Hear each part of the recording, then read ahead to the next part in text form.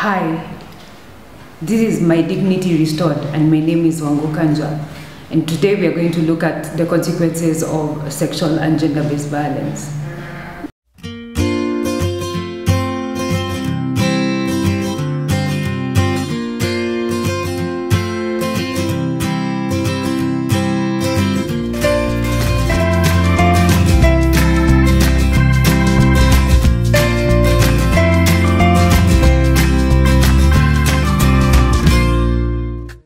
Other ways that people can actually identify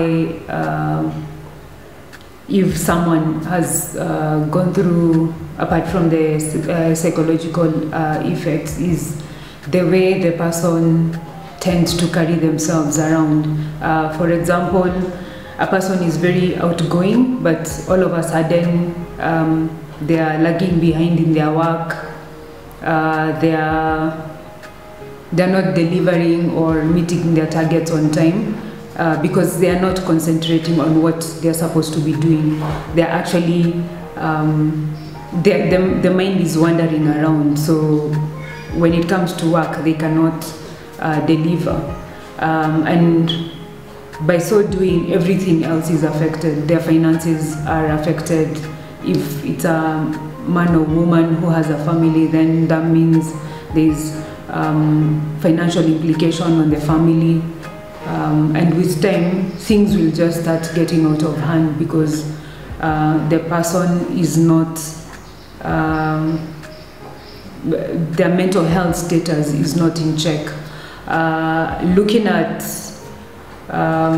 how I addressed my issue at that particular time is I used alcohol as a coping mechanism, and it did not work out well for me because over time there are things that I did that were not me, and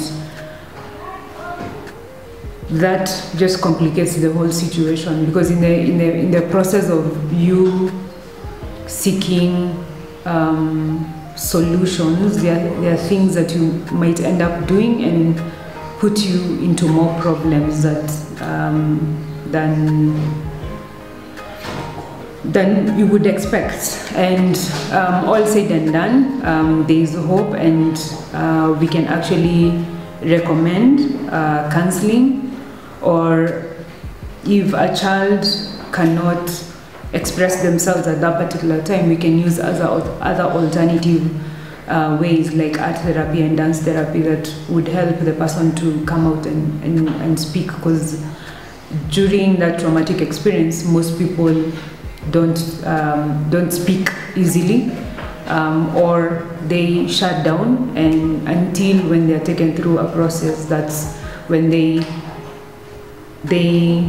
see hope and they share their experiences. And it would be important to actually, when a person is sharing their experiences, for you to believe them and for you to actually be empathetic so that you can help them address their whatever emotions they have within them. Apart from psychological effects, then we have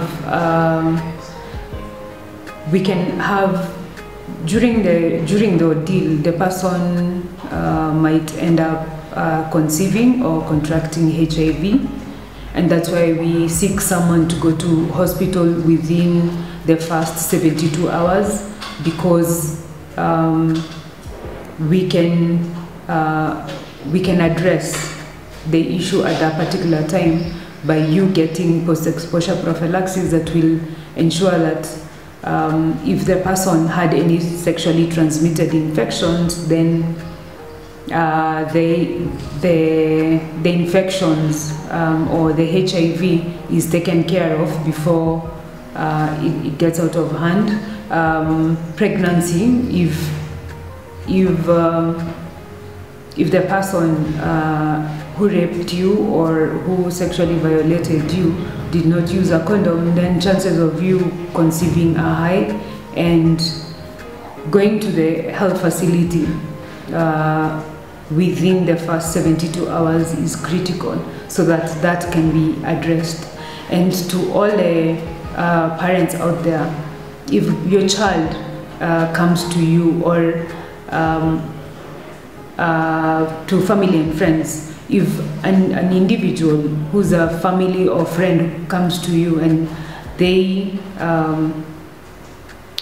tell you that they have gone through rape, empathize with them and help them to go to a health facility, because presenting themselves to the health facility within 72 hours, then they will get the recommended care and support, and we will ensure that people who have been affected actually get the right support services and address and plan for pregnancies. Because if a person contracts HIV and a person conceives, then you have three traumatic experiences to deal with. First, you went through the rape ordeal. Second, you have to deal with that you contracted HIV, and third, that you conceived.